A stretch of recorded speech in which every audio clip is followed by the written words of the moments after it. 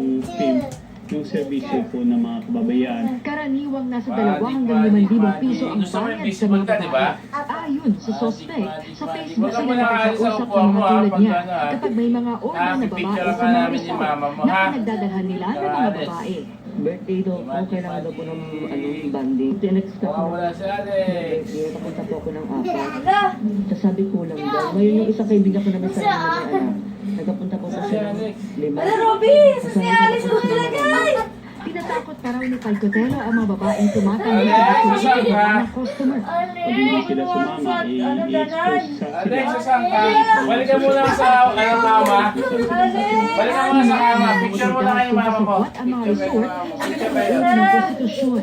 Nananawagan naman ng WCPC sa mga resort owner na makipagtulungan sa kampanya kontra prostitusyon. Sana, huwag mo na makamit. Si Alex, nakita mo 30? At i-report agad sa atin o sa anumang authority na nakakasakop po sa lugar nila. Kakasuhan ng suspect ng paglabag sa RA 9208 o Trafficking Persons Act of 2003. Maanak ang pag-aaral ABS-CBN. Ano mo ang gawin ko? Ayun!